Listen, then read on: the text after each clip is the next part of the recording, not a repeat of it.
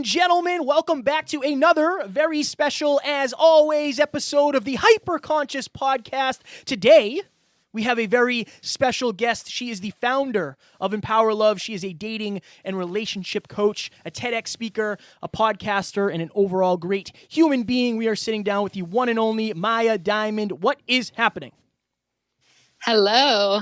So wonderful to be here. We appreciate you joining us today. And Alan and I, some of our high hitter episodes have been on relationships, and we're very much looking to not only scratch our own itches in terms of relationships, but to help as many of the listeners as possible. So before we get going, just for those who might not know you and what you do, where do you spend most of your time now, and what is it that you do as a dating and relationship coach? Beautiful. Yeah. I live in Marin, California, in the San Francisco Bay Area, and I specialize in helping women who have the pattern of attracting unavailable partners shift that pattern and heal their attachment style, their attachment wounding, and also call in a really healthy, loving relationship. So first and foremost, why we're all about why on this podcast. If you understand why something is the way it is, now you have the power to change it. So why do you believe so many women struggle with that specifically? The root cause of why so many women struggle is varied. One of the biggest reasons is the way that their parents treated them as a child. So when we grow up with like neglect or abandonment or abuse in our childhood, it creates a love map, and it creates what love means. So the meaning of love might be kind of love that is not very intimate, or love that is distant, or love that is inconsistent, or love that is abusive, or love that is neglectful, or love that is always giving and not receiving. And so what happens is these patterns get laid down really early in childhood. And then when we work to shift them, we can actually shift them and create something totally different in our love lives. So when you're trying to make shifts as an adult from adult relationships, how does that work? So just as an example, I had a friend reach out to me recently, and she said, Kevin, I'd love to get your take on this. I am in this relationship right now, and compared to every other relationship I've had, it is absolutely amazing because every other relationship had physical, mental, emotional, spiritual, sexual, verbal abuse. And she said, how do I know whether or not this is great or it is great compared to what I've had? So say somebody comes to you and asks that question. I mean, I'm sure that's something you probably get, right? How do you go about figuring out what the actual answer is? Like whether it's a great relationship or it's just great compared to, the past stuff? Yeah, I love that question. That's such a good question because everything is so relative. So I would say that's, exactly something that I teach my clients so that because people can actually be on either end of that spectrum where they're way too picky about what they want, what they kind of think a relationship should be. And then that keeps them out of relationship. Or they can have too low standards and be like, oh, this is great. And really it's not enough. And so I would say there's some key pieces that I think are fundamental to healthy human relating. And then there's also key pieces that each person kind of can understand for themselves around what they need in a relationship in order for it to be nourishing. For example, someone, might really need intellectual stimulation in their romantic partnership for it to be nourishing for them, whereas someone else might really need a lot of affection in order for it to be nourishing, right? So there's kind of individual things, but then there's, I think, also general things that are all encompassing that would, to me, create a great relationship. For example, one thing that I talk about in my TEDx talk, which is emotional responsiveness. So someone being responsive when, you're feeling upset or when you're, being able to celebrate the good times with you, but also being able to be there for you when it's hard, being able to connect on that emotional level, is, one of those fundamental elements that all humans are really wired to want to receive, I would say. Another piece is, like healthy communication skills, being able to work through conflict when it arises in a healthy way instead of, name calling or criticizing, blaming, things like that. So I do a lot of fitness coaching, and it becomes clear. I just surpassed my 290th call, and it becomes obvious the patterns over time. Okay, you're not drinking enough water. Okay, the obvious thing is you don't have your own water bottle that's always on your person. Like, that always comes up over and over and over again. So there's these simple shifts that people can make in their daily life to become fit, and if they don't make them, they won't. So you see that in relationships, and Kevin and I Definitely are committed to having the most extraordinary intimate relationships ever, separate from one another. Separate from one another. but as a business and together, right, as and friends together and as a business. Exactly. We were just talking about that after watching your TEDx talk too. Nice. So what are some of the common patterns that you can bring to everyone's awareness that are probably happening, below our radar? Yeah. In terms of dating, what are the issues that come up that make it so people are not successful? Yeah, the most common, and also in relationships, in intimate relationships. Yeah, that you've found. Yeah. Oh, that's a great question. I would say number one,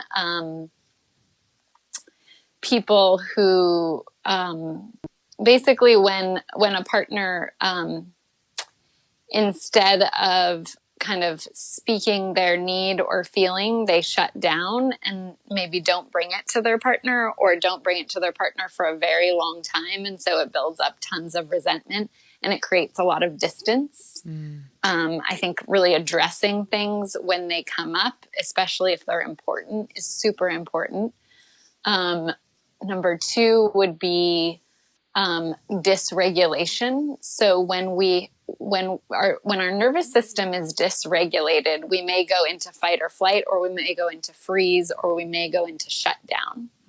And so these happen all the time in our lives, and it's not like we need to all be perfect all the time at all. This is part of life, is that we go into these kind of states of dysregulation. But if you go into these states for too long, it can be really hard on the other person. And so learning how to become more emotionally regulated is going to really help the partner. And again, I want to really stress, this could be shut down, right? So shut down, if you think about it in terms of our culture, I would say that we're more people are more aware of, if someone's like angry or crying for like 2 days straight, that would be really, horrible and challenging. But on the reverse side, someone could be totally shut down and numb for 2 days and not want to talk for 2 days. And that's equally as challenging for the partner, right? For the other person. Right. And so when we get into these dysregulated states, being able to resource ourselves and to come back and share, even if it's a clip or a snapshot of what's happening. Like, I actually, don't want to talk for a little while because I'm feeling so angry right now, and shut down, but I'll let you know in a little while, or maybe in a day, how I'm feeling.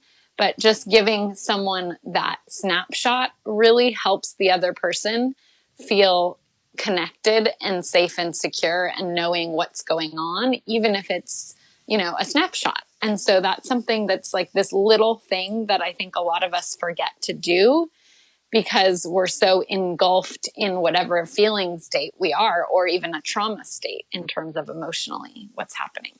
Powerful. What are the early stages of communication? So again, Alan and I both really, really want amazing, extraordinary relationships. We have systems in place where we do nightly gratitudes and weekly check-ins and stuff like that. But say I'm new to a relationship with somebody, and I want to get them. See, this is where the problem comes in, right? Like, say my partner isn't vulnerable and they're not open and they're not communicating with me. What is the proper way to bring that up And then what do you do from there? Because obviously you don't want to say like, you don't want to be the reason that they change, but you also want to work together as a couple. So I guess what are the initial steps for the listeners out there who might have a relationship that they really want to take to the next level in terms of communication? How do they bring that up to their partner? Yeah, I would say that whoever is the person who wants more vulnerability, I would recommend that person bringing the vulnerability, because when one person's vulnerable, it allows the other person, it like immediately gives so much permission for the other person to be vulnerable. Now, having said that, if you've already tried that and that still hasn't worked, then I would definitely share some feedback around that. And I would just share, like, this is something that I'm wanting more of, and, because it really, and then share why, like, it really helps me feel even more connected to you, or it really, helps me know you on a deeper level. Are you willing? And then make a request. Like, are you willing to tell me more of your vulnerable feelings, or, something from your past that might be hard to share? A lot of people sometimes don't even know what vulnerability is, right? Yeah. So sometimes we have to educate people around what does vulnerability mean. And Tara Brach, who I love, she's a spiritual teacher. She talks about vulnerability as the exquisite risk. So it's like, taking that risk. And what I have noticed in relationships is without vulnerability, it's very hard for people to really fall in love. And so vulnerability is, to me, just like a really important aspect of falling in love. And that's the interesting thing about love and relationships and dating, is that if we don't take these risks, then we don't actually get what we desire in love. And so I think it's imperative that we do take risks. And that is part of the game of love and dealing with, rejection, all these things. So, so that's around vulnerability. That's what I would say about that. I heard a quote one time that said that the walls we build up around our hearts to protect ourselves, to keep out the bad guys, also keeps out the good guys. And Yes. I want to understand, so I've told my partner that my number one priority and commitment to her is to always protect her heart.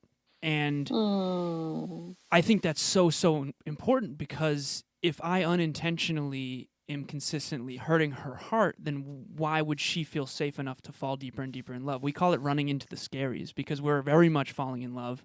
We're coming up on 5 months, but we keep talking about how we're falling deeper and deeper in love, and that really can be scary. Yeah. So can we describe for the listeners what that process feels like? And I've made the conscious choice, and so has she, to like, okay, let's let ourselves fall for each other, even though we've been so hurt in the past. Yes. Can we go through some techniques on how to Let love happen. Right. Yeah. So first want to say I completely agree that when we fall in love and when we've been hurt in the past, what I've experienced and I've seen a lot in my clients is that there's like scar tissue from the past that starts coming up as your heart is opening. It's almost like the pain and the losses from the past start opening up. And so that fear of like, oh no, if I open again, I might feel this again, Right. that comes up. Right. And so, one thing I would definitely recommend is, getting support, whether it's with a coach or a therapist, to help support you as those different feelings come up, because it is scary. It's scary to open our hearts, and it's normal. What I see a lot in relationships is that a lot of fears come up, whether it's like, is the other shoe going to drop, or, is this person going to do what this other person did? And so it's just really normal. And so working through those fears with a coach or a therapist is so powerful and effective, and can happen very quickly. In terms of on your own, I think reassuring yourself that it's worth the risk, and exactly reassuring each other, which is what you're talking about, reassuring your partner. Right. Like, I'm here for you. I'm not going anywhere. And I say those exact words. You're affirming me so so awesome. much right now. Thank you so much. She says she loves when I say that. Like, I'm not going anywhere. She says I love to hear it. Thank you. Yeah. Keep going. Sorry, I That's didn't mean to one interrupt you. No, I love that. I love that. So that's one of the biggest things that either partner can do for each other when a partner is expressing like, oh, this feels so good, but I'm also really scared. To have, the other partner say like, oh my God, like it's you, there's nothing to worry about. I'm totally here. I'm not going anywhere. I love you.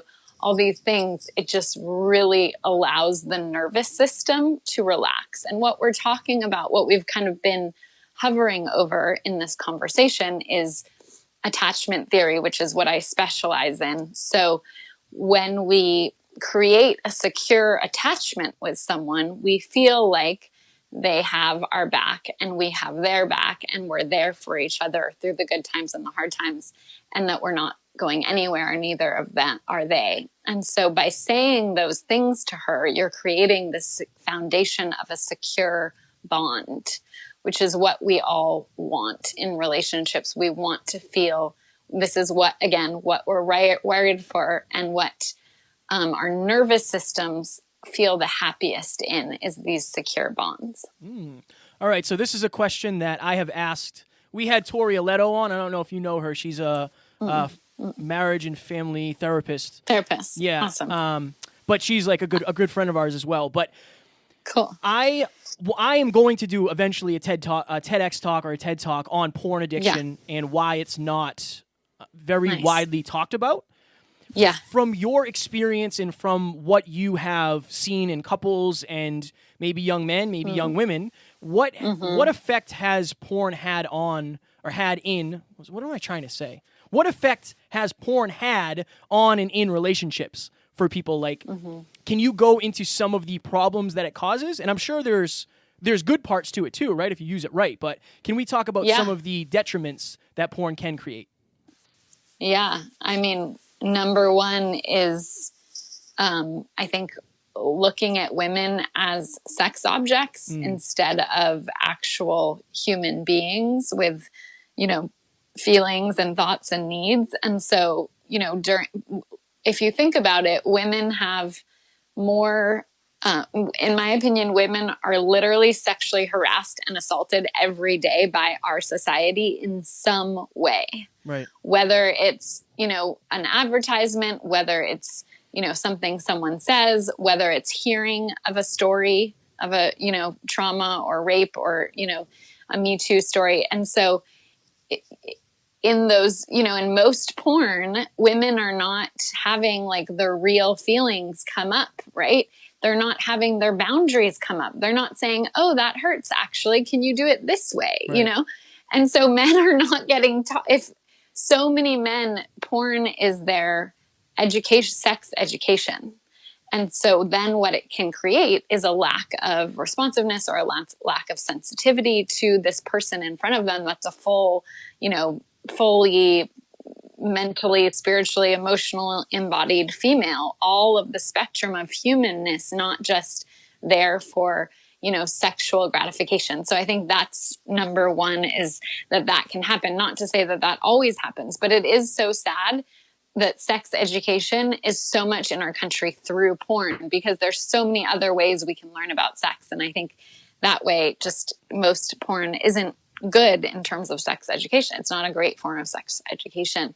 I think, of course, people can rely on it instead of their partner. And then the other thing is people can get used to a certain track of sexuality. Like, okay, I can only get off in this way, that they maybe learn from porn. And then it creates a lack of expansiveness and diversity in terms of the way that they can have sex. And so those are things that, and, honestly, it hasn't come up that much in the people that I work with. And so it's, I don't have like a ton of. Well, that was great. I think you make amazing points. And then the other thing too is, like, for me, so I was addicted to porn for a while, like looking back, and it got to the point where, like, sexual dysfunction, because I was so reliant on it. And because of that, I had to look in the mirror and say, like, something you're doing is affecting you negatively. Let's take a look at that. But now there's literally apps where you can order enhancement pills, and they'll send them to your door. You don't need a doctor's appointment, a prescription, or any of that. So that's one of the reasons I'm very passionate about that, because the only reason I know anything about it is because I went through the pain and I had to face that pain. So, but I'm glad that a lot of people aren't coming to you, because maybe that means, it's not a huge issue like I think it is. It is a huge issue. For some reason, I just haven't worked a lot with it. But yeah, it is a really huge issue. And I think that's so awesome that you're going to speak more about it. I think sexuality is such an amazing form of creative expression and erotic expression. And so to have, when we kind of get cut off, or we kind of just go in this one route in terms of our sexuality, it can just clamp down on our aliveness. And so I think our sexuality, like the way we are in terms of how we relate to our bodies and how we relate to sex, is so related to our erotic creative energy in the world. And so the more that we're really in touch with our sexuality and our erotic energy, the more we just can create amazing things in the world. And so that's one of my passions, is helping women really get in touch with their sensual and sexual expression even more. So as you know, there's a ton of women that listen to this show, and I really like what you just said about getting in touch with their sexuality. So the way that I've learned how to think about it, we have a system, PMES, so physical, mental, emotional, and spiritual. And we all are wired a certain way. I think that the feminine energy tends to be more emotional and spiritual. The masculine energy tends to be more physical and mental. And to me, sex is the combining of those four energies. So if you're talking about porn, it's just the physical. Right. And it's like, that's not love. Like I often say to people, like I coach a married couple, and I think about this in terms of like, have you ever had sex with someone when you weren't in love? And then they say yes. And it's like, was it as good? And the answer is no. And I think that's because that's only 25% of the equation. I think your mind needs to be on board in terms of, do you want a future with this person? I think physically you need to be attracted. I think emotionally you need to be connected. And then I think spiritually you need to be connected to self. What is your take on all of that? And Kevin and I also have on the board, this is Kevin's, he wanted to talk about masculine versus feminine energies and what your take on with that I love that topic. Okay. That's a great topic. I think it's super important. Yes. So yeah, I would actually disagree with you around the sex thing, because I think sex can be, it depends on the person. So, sex can be amazing even if you don't have a future with the person, even if you're not in love with the person. I think it just depends on each individual person and what their needs are around sexuality in a particular phase in their life. So I think at a certain phase in your life, exactly, sex with someone that you're not in love with isn't even appealing. But then on another phase of your life, it might be the only thing that's appealing, right? Yeah. So I think it really depends on where you are in your hormones, your stage in your life, what you're wanting in your life. All of those things really play into it. I know so many people, especially in the Bay Area with polyamory and all of this stuff, that, sex can look a lot of different ways and can fulfill a lot of different needs. But I do think that going after whatever it is that you want, exactly whatever kind of sex you want, is what's important. Like really honoring what it is for you that you need around that. And that comes down to self-awareness and admitting to yourself what you really do want and why. Totally. In your TEDx talk, you talked about healing the wounds of your past and how you kind of have to work on yourself in order to bring that self to your relationship. Can you talk a little bit about what it's like with your clients? Like, what happens when one partner is super growth oriented and constantly working on themselves and expanding and growing, and the other partner is maybe a little more stagnant? Like, if one of our listeners is in that position, what can they do about that dynamic? Yeah. I would say that can definitely be really hard. And I would say I would ask the person in that relationship who's, the one doing so much personal growth work. I would just ask them, is that okay with them, that their partner is not into personal growth work, and making sure that that's okay. And if it's not okay, then having a conversation with their partner about that and asking if they would be willing to also do some work. And it could look like doing couples therapy, or it could look like, doing a workshop, or it could look like that person going to individual coaching or therapy. And so it can look a lot of different ways, or doing a men's group or something like that. There's a philosophy that my teacher teaches, which is like I can't remember the metaphor. It's like all something lifts all boats, which is basically like, I can't remember the exact words, but it's basically like, even if one person's growing, that it's going to lift the other person up. So I can also see that. I also can see that perspective as well, that the more that one person is doing their work, of course, the more that that's going to positively affect the relationship. Right. And so you can also hold that perspective that you are a mirror for everything our perception creates our reality. So therefore, if we do a lot of work on ourselves, our perception changes. And so that's going to change our relationship. This is another question that I like to add. Some of my questions I only bring out when we're talking about relationships, but I think this one I get this one a lot because I'll post something about my girlfriend and I, and not only do I portray a great relationship online and on social media, but behind the scenes, like people that come to our events see me talk about her, they see us connect, they see us talk, so they know that it's actually real. And a question that I get a lot from whether it's clients or people that reach out is, how do you know when it's time to break up? Like, how do you know where you're at the end of the road, where there is no salvaging this for what I want? Yeah. I think one of the biggest things is listening to your intuition about that. One of the biggest things I teach my clients is to listen to our body's wisdom and our intuition. Because you can go to a psychic or a therapist or a coach, and they can tell you and give you guidance around some advice of what to do in this situation. But I believe that your body knows more than anyone else what's best for you. And that's my background. I have my master's in somatic psychology. Somatic is the first person experience of the body. And so when we really tune in, and if we sit in quiet meditation and we listen to what our body has to say about this question, we will, and then maybe journal about it or just sit with the answers, you will get so much wisdom. And I would say, number one, do that first. And then see, is it like, yes, you need to leave? Or is it, oh, there's this conversation that you need to have and, make this boundary clear. And if that doesn't work, then maybe, figure what to do next, or maybe then that's the time to leave. So I would say, like, aside from like abuse, which I think is definitely time to leave, physical abuse, verbal abuse, emotional abuse, that's definitely time to leave.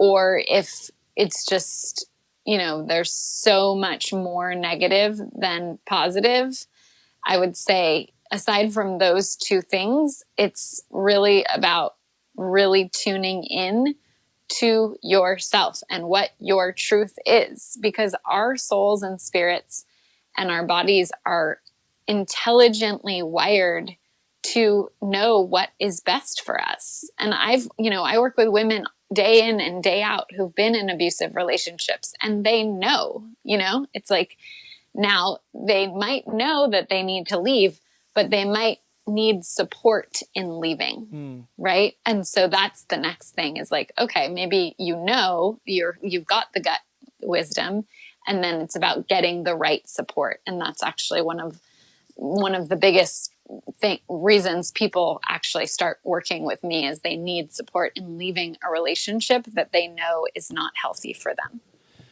So I have a question I want to ask you. I have a theory, and this is by no means my strength zone. That's why I'm learning so much actually already. So thank you so much for this. So my girlfriend very much studies relationships, love, a lot of what you just talked about. So I know I talk to her a lot. I say, I defer to you. If we're talking fitness, like, I got you. But if we're talking relationship, like, I defer to you. What do you think we should do whenever we have a challenging moment? Nice. So, but I do have a theory. Awesome. Thank you. So I just want to say one thing. What you just said, that is so, so powerful.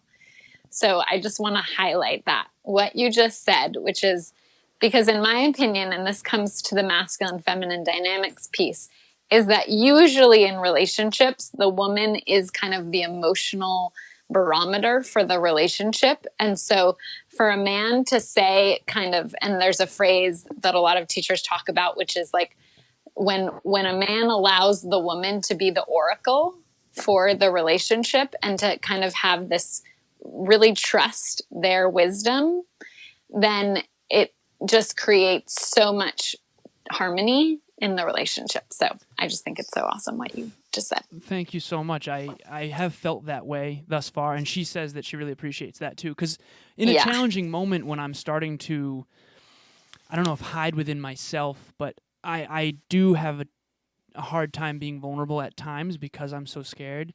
A lot of times I'll just say, honestly, like, what do you think we should do? And she, again, I just trust her more in this arena. I right out of the gate on our first date, I said that I can tell you're better at this than I am. So, totally. Because my ego's got me in trouble in the past. I got to get rid of that thing. So, so anyways, exactly. anyways, I have a theory though.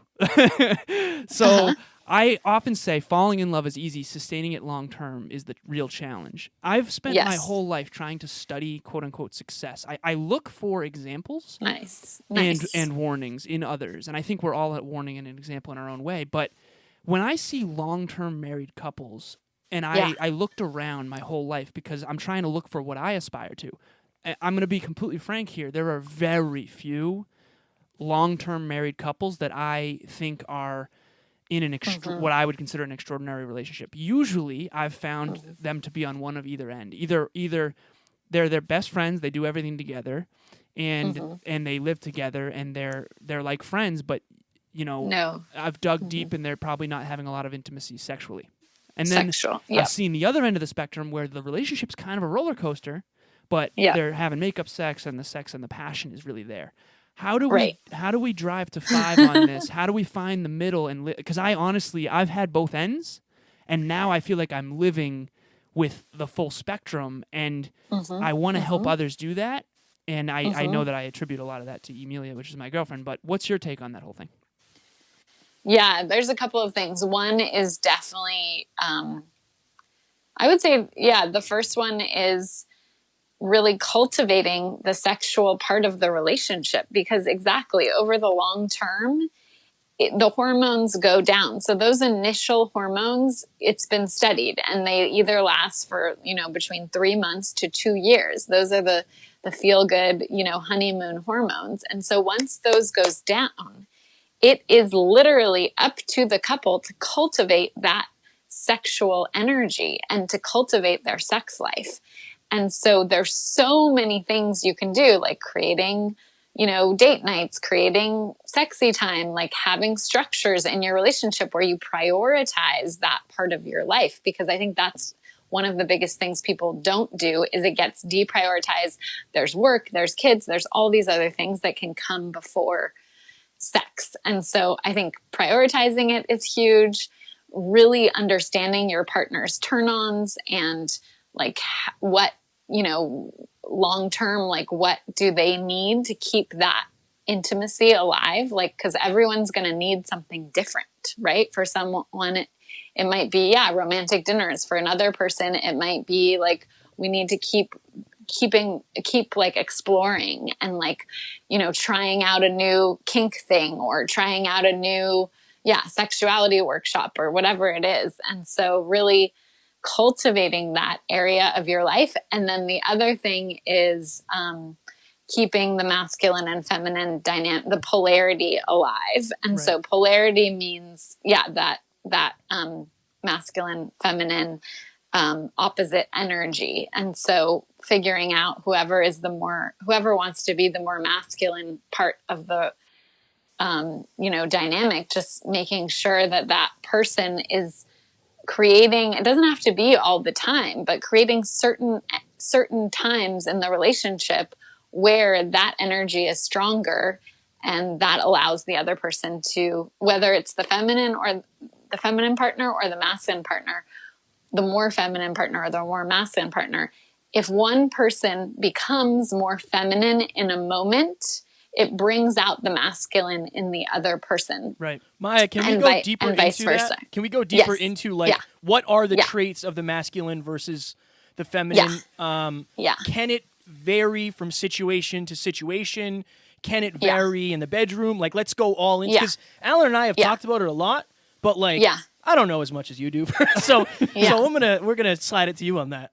Yeah, this is so powerful. So first of all, right away, I just want to say that it can be easy to kind of become a little bit too obsessed with this and then start to judge or shame yourself or your partner if they're not being masculine or feminine enough. So right away, I want to say I think this is fun to take on as like a playful game or something that you can cultivate and be aware of, but to not overuse it where you use it to shame, judge, blame, or criticize yourself or your partner, because we all have masculine, feminine inside of us. Okay.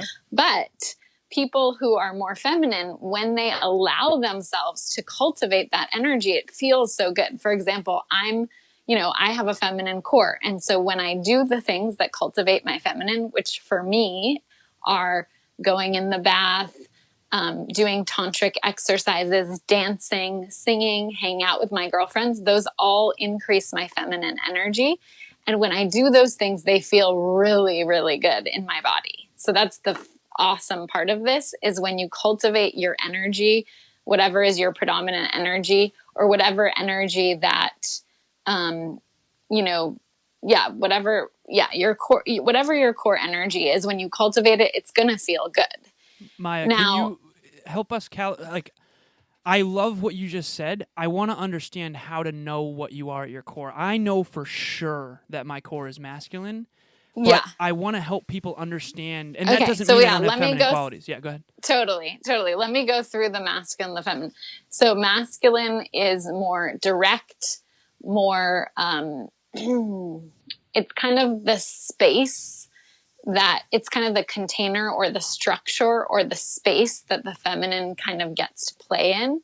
So that's why when a man plans a date and then the woman comes into the date already planned, it allows her to relax into her feminine more.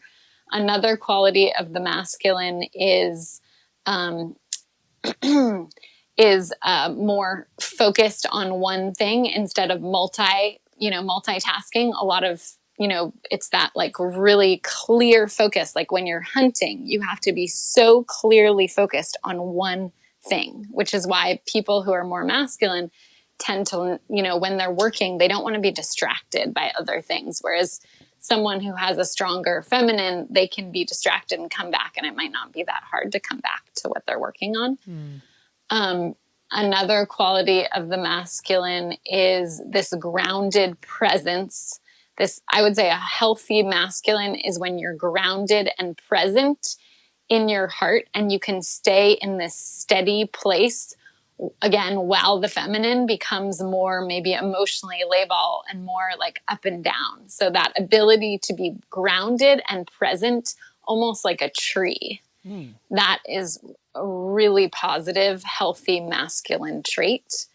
And then for the feminine, it's just receptivity. So really allowing yourself to receive, allowing yourself to be more spontaneous. Like, again, the energy of dancing. So that flowing energy, emotions coming out in an expressive way, in a way that's vulnerable, is really allowing your feminine emotional energy to come through. Being, I would say, really connected to your physical sensations. So the more someone is really in their physical sensations, that I would say that's really feminine. So allowing yourself to feel your pleasure is a really, powerful aspect of the feminine. Those are some main ones, I would say. So when you mentioned your core is feminine, how did you find that out? You mentioned the things that really make you feel good. When there are certain things that really, really make me feel like I'm on purpose, like I'm in my truth, so to speak. And they tend to be what you described as masculine for sure. But I also have feminine too. But how did you find your core, and how can our listeners do that? I think the biggest question for our listeners is, in a relationship, would you rather be the more feminine one or the more masculine one? And there you know what your core is. So if you would rather be the more feminine in the relationship, then you have a feminine core. And if you would rather be the more masculine one in the relationship, you'd rather lead, you'd rather, plan, you'd rather, be that more grounded one and provide the space and the protector. That's the other big trait of the masculine, is providing and protecting. So what one of you said around protecting your woman's heart, that is like the masculine, that's healthy masculine right there. And so that's most people, when you ask that question, they know right away, oh, I'd rather be the more feminine partner. Can you have two masculine energies in a relationship, but say one is less masculine than the other? Like, is that something that can last, or is that like, water and oil where it only mixes for so long before there's a ton of problems? I think it creates. It could create more tension and more fighting. That's one thing that can happen, because there's more like kind of competitive energy.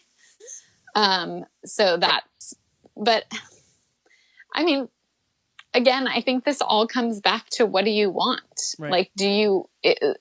Like, some people might not want this same kind of polarity that other people want. Like, I don't want to make a whole judgment around. The other thing is, in same-sex couples, right? There might be two men who are, more masculine, but they both also have feminine. And so they might have super hot sex, right? And they have polarity probably, but they also have sameness with the masculine energy. So, So we keep talking about, like, what do you want? Knowing what you want, right? So how does somebody, let's just say somebody is younger and they've never really been in a super serious relationship, and they're thinking to themselves, like, what do I really want in a person? How do they sit down? And maybe this is a dangerous exercise too, like sitting down and writing out what you want in a partner. We can talk about that too. But how do you know, because we talked about this earlier, what's realistic for you? Like, what if I sit down and say, like, well, I want this, but I'm not the person who can attract that because I can't keep that, because I'm not worthy of that. It's a very loaded question in every way, but... Yeah.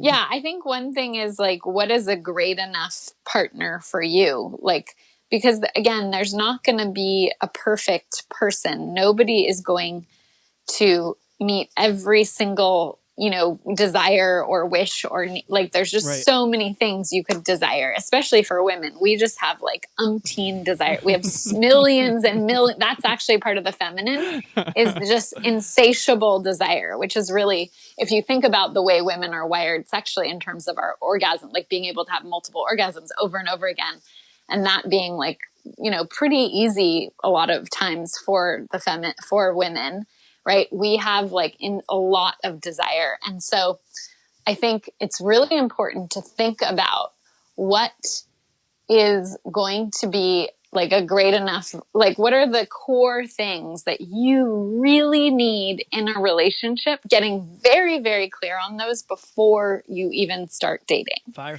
What are those core things that you really need to be happy? And also asking yourself, what are the core things that you're bringing to a relationship? Because getting in touch with what it is that you're bringing can also really help you see how worthy you are of this amazing relationship. Like, wow, I'm really great cook. I'm really great, at planning social activities. Like, really understanding that is really powerful also, because when you arrive on the date, you can feel confident. Like, I have a lot that I'm bringing. Right. So I have another theory that I want your take on. Theories with Alan.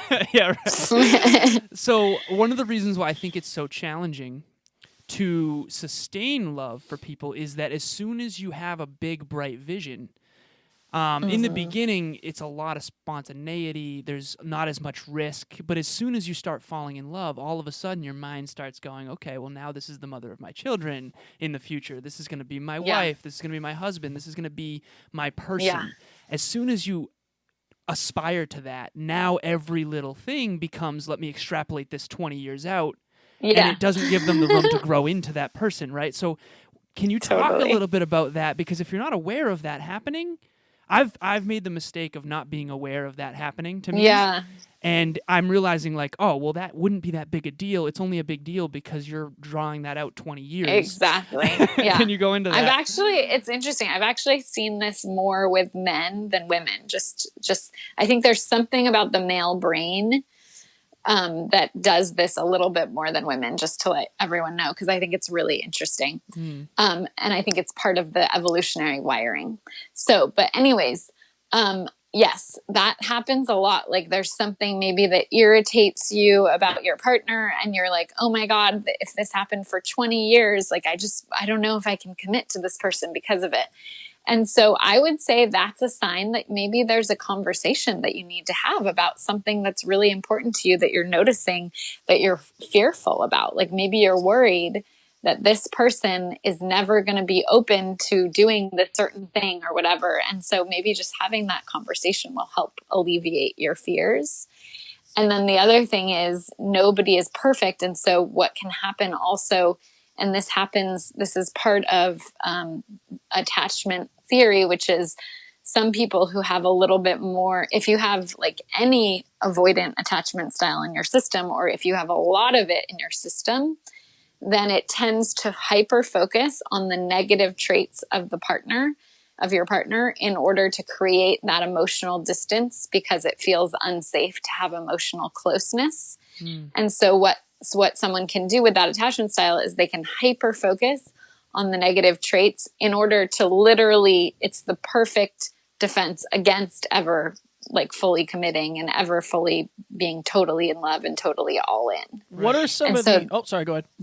So real quick, so that's something really important if you really identify with that, to really work on that. And that's something I help my clients do, is heal those deep attachment patterns so that they can actually relax their nervous system into the intimacy and closeness that they desire.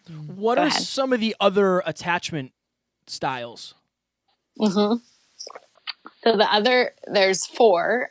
So avoidant, anxious, disorganized, and secure. And so anxious people are more preoccupied with the relationships. They tend to fear abandonment.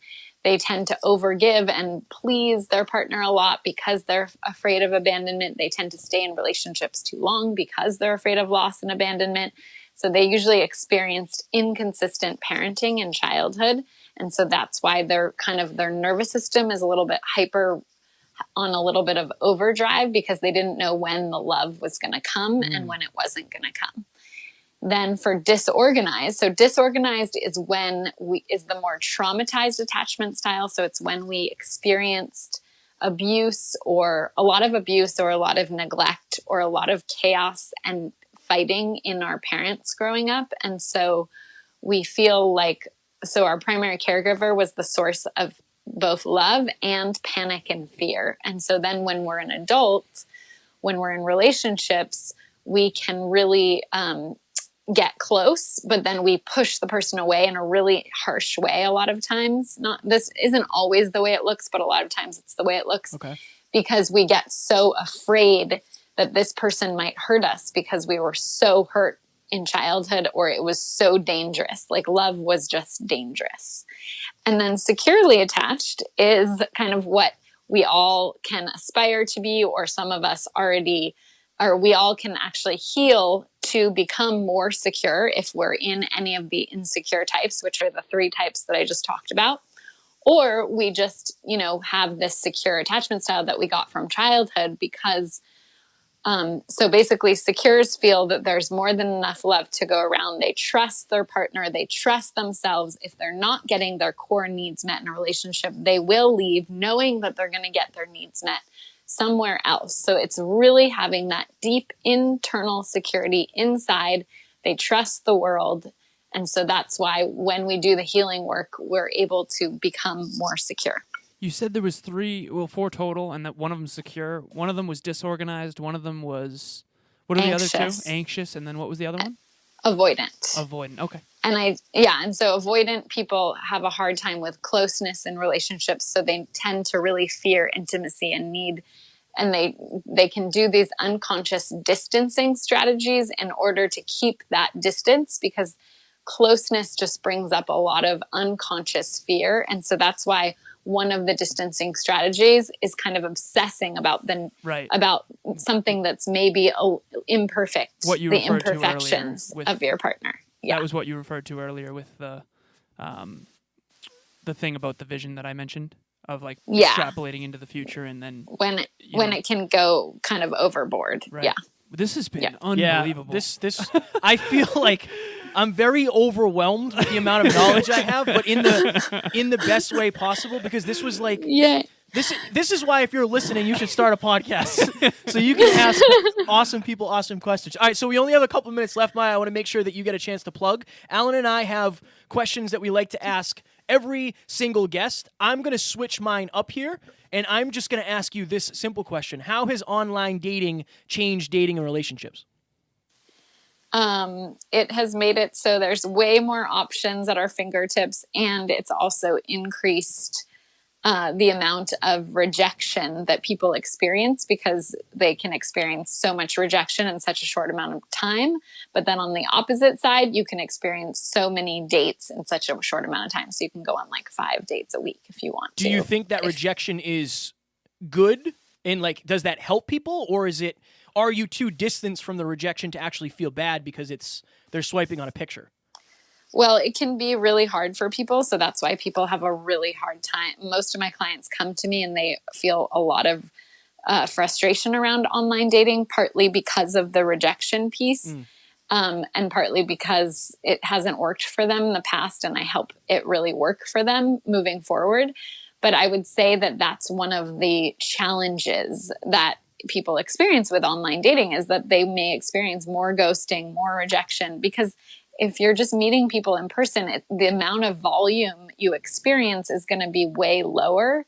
And so that's why, that's one of the things that you have to deal with and learn how to navigate, is when you feel rejected by someone that you like when you're dating, or even when you're messaging, like how to deal with those feelings that might come up around it. Right. I also think it's going to overemphasize looks. So if you're really good looking, it'll boost your ego. If you're not, it's gonna skew you away from the truth. There's a lot of and it's not just looks. Age, people are racist online. They've scientifically studied there's a lot of racism online. So it's like there's a lot of judgment that happens online that happens a lot less in person, I would say, especially with age as well. If you never read a book called Dataclysm, it's the guy who was the CEO of OkCupid. There are some fascinating facts in there. It is unbelievable. Someone was just telling me about that book. It's a sign. You will absolutely love it. Yeah. It's totally. a sign. Now it's totally up to you to trust your intuition on that. Okay, so last question. Do I have time for it? Yes, last question. Hammer it, though. Okay, last question, super fast. So I wear a true North Star around my neck, and it, to me, represents a purpose prayer that I say to myself every single day. I try to live in my purpose, my core values, and congruent with my dreams. I believe that we grow, we change, we evolve. Obviously, you've grown and changed a lot, but there's something about us that never changes. You mentioned your core earlier. What about you never changed? Oh, I love that question. I would say for me, it's my enthusiasm and joy for life is very profound and always with me, no matter what I've been through. Hammered it. Powerful. She hammered it. That reminds me of someone with a feminine core. I dig it. All right, Maya, you survived the hyper-conscious gauntlet. Now tell people where they can learn more about your coaching. They can see your TEDx speech. They can listen to your podcast, your website, social media, all of that stuff. Plug away. Awesome. So first of all, I've created this amazing online coaching program for women who have this pattern of being in toxic relationships, emotionally available partners who've had, challenging experiences in love and relationship, and who are frustrated and really want to heal those patterns and find a healthy relationship. So if you're interested in learning more about that, you can go to empowerlove.us/love, and you can click and receive my free masterclass. And also you can apply for a free love breakthrough session with me or a member of my team. And then also definitely check me out on Instagram at mayadiamond.empowerlove. And then also I have a new podcast that is launching and will be out. And so if you can check, that would be so fun to, and what we were talking about earlier around successful, healthy couples. So part of the podcast is I'm interviewing healthy, successful, long-term, secure couples. And so that the podcast is called Rewire Your Attachment Style with Maya Diamond. So Rewire Your Attachment Style is what you can search for on the podcast. Maya, this was amazing. It was. And Kevin and I always aspire to help those who we believe are allies in the mission. We think the world needs more of you. It's obvious to us. Obviously, we were fighting for questions. Yes, so that's a good episode. If you ever need anything, Awesome. reach out to us, and we hope you the absolute best. Thank you so much. And so wonderful you have to chat with you guys. two listeners on your podcast for sure, because like Alan said, we're always trying to figure out. I want to listen, believe, and do what successful people do. And obviously a lot of people portray successful relationships, but if you're asking the hard questions, that means you're getting the hard answers. So I'm very much looking forward to that. Beautiful. Anything in closing, if you could leave the listeners with a 10-second blip, Maya. Yeah, that love is worth it, that it's worth it to risk your heart in love, and that in a conscious way to choose a healthy partner, but to really open your heart, that it's worth it to open your heart, even if you've been hurt, even if you've had the most intense loss, that it's always worth it to open your heart again to love. Amen to that. Absolute fire. Ladies and gentlemen, the one and only Maya Diamond, we hope you enjoyed, and we will talk to you soon. Talk to you soon. Oh, thank you. Bye.